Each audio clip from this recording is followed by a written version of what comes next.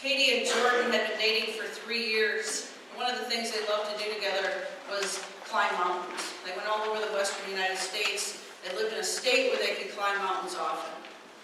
They thought anywhere that had running water and flush toilets was for wimps. So they loved backwoods hiking. They loved those places where they might hike all day and never see any other people. Whenever they had a few days off, they'd find a place they could go, and they'd go hiking, often with friends. On this particular time, they were going to have 4 days. They took 2 friends along. They were on a trail they'd been on once before.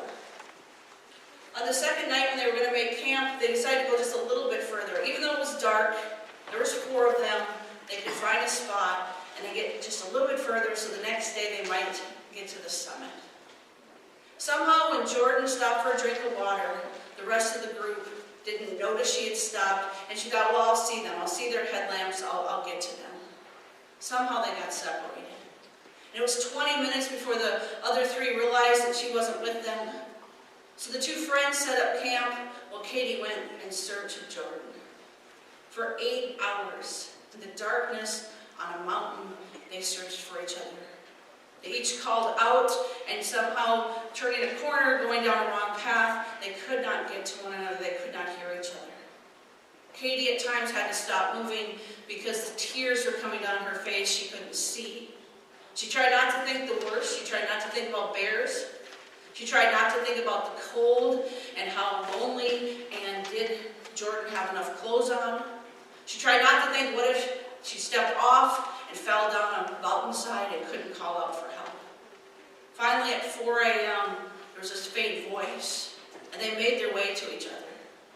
And they hugged each other and collapsed in crying and relief. Just such incredible relief and exhaustion. It was there that they both decided they wanted to spend the rest of their lives together. They became engaged and got married 6 months later on a mountainside in the daylight. We forget sometimes when we hear this transfiguration story that it happened when the disciples were weary and exhausted. They were not expecting anything spectacular. It was just a week before where Jesus had fed the 5,000. They had heard stories and parables. They had heard Jesus take on the religious leaders, and just prior to this hike, Jesus had said to them the first time in the Gospel of Matthew that he would go to Jerusalem, he would be betrayed, and he would die. So imagine what was going through Peter, James, and John's head as they climbed up this mountain. There again, they walk all the time. Everywhere they went, they walked, and now Jesus says, let's go up this mountain. I'm sure they're like, seriously? Are you sure you want to walk some more? But imagine what they were thinking. It seems like he's the one, and yet why would he talk about dying? Now in this season of political campaigns, imagine getting behind your candidate, and then they're like, okay, just so you know, before November I'm going to be killed. How could he be the one we've waited for if that's going to be the outcome? And they had to be physically, emotionally, and spiritually weary, and what they were expecting was maybe some prayer time. They were not expecting transfiguration. And suddenly there's this light, and there's these people, Moses and Elijah. How did they even know who they were? And so Peter, I get Peter, like, let's do something, right? Let's somehow make this a place, let's remember this spot, let's make this moment last. And then this voice that says, this is my son, listen to him. And how do they feel? We got this, right? They are terrified.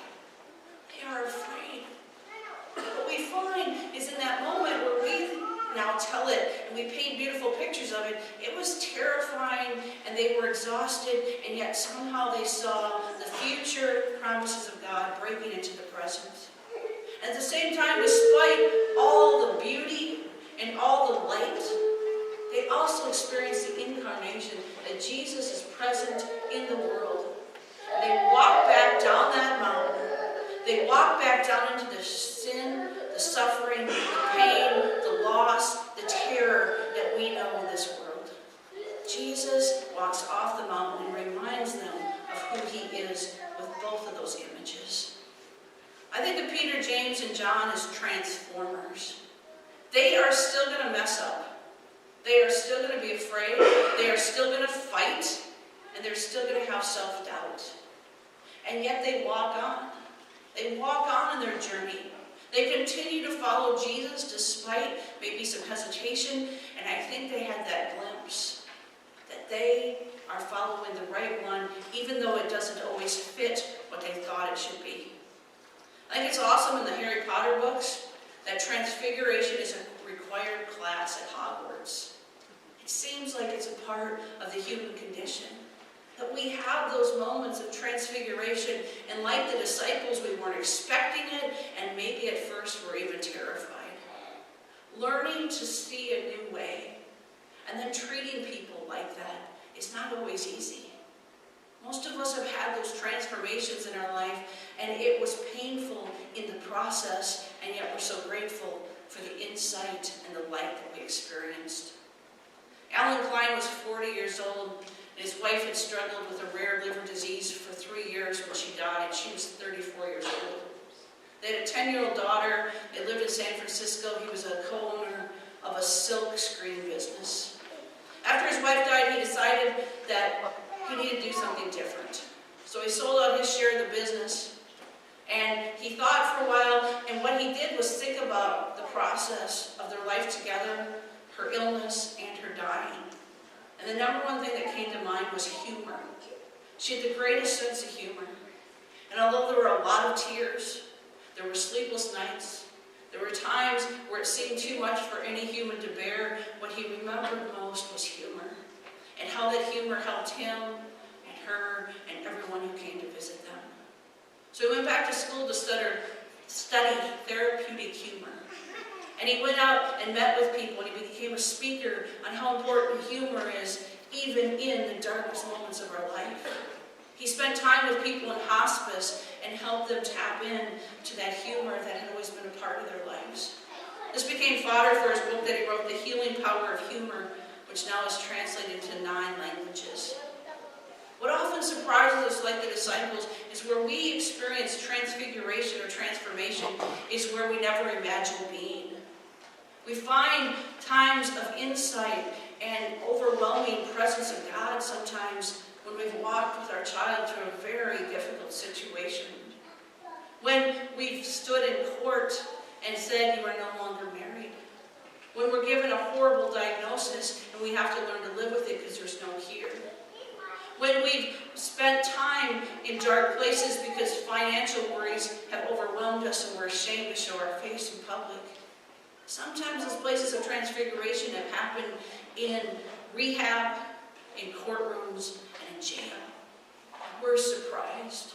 And at first we're horrified, and then we're reminded that we are not alone.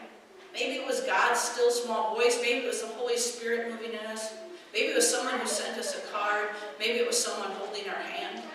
Maybe it was someone placing their hand on our shoulder, and no one had touched us for months. And then we are transformed, and we're reminded that we get to see the world differently because of that grace, and we move out into the world. Some of us grew up playing with Transformers, or we know about the toy Transformers. It's a toy that looks like a car or a truck, and then through a few manipulations, it becomes a different being. It might be a superhero. I think we are like that. We have always been children of God. Before the foundation of the earth, God declared us God's own, and then some moments happen. It might be in the worst moment of our life, and we see God's presence in a very real way. We get to have that moment, those days, those weeks, where we are transformed, and now we walk differently in the world. We live differently in the world. So we meet people who are different from us, and we get to see them with new eyes. So we stop wringing our hands, sitting in the corner, thinking we're alone, and we go out into the world and say, can I walk with you? Can I help you with that? It seems that when a sermon is entitled Transformers, you gotta have a quote from a transformer. So Optimus Prime said, the greatest weakness of most humans is their hesitancy to tell others how they love them while they are alive. It seems Jesus was constantly trying to help us do that. To see the gifts in front of us. To see the people we have in our daily lives that we might take for granted. To see the people we've never met that maybe we said those people, and now we can see them through new eyes because of our own struggle, our own heartache, our own time of being pushed up against the wall. What an incredible gift we've been given, that Jesus transforms us, invites us to walk back down that mountain into the world. Amen. I'd like to close with words by Jan Richardson. That when the glory comes, we will open our eyes and see it. That when the glory shows up, we will be overcome not by fear, but by the love it bears. That when glory shines, we will bring it back with us all the way, all the way, all the way down.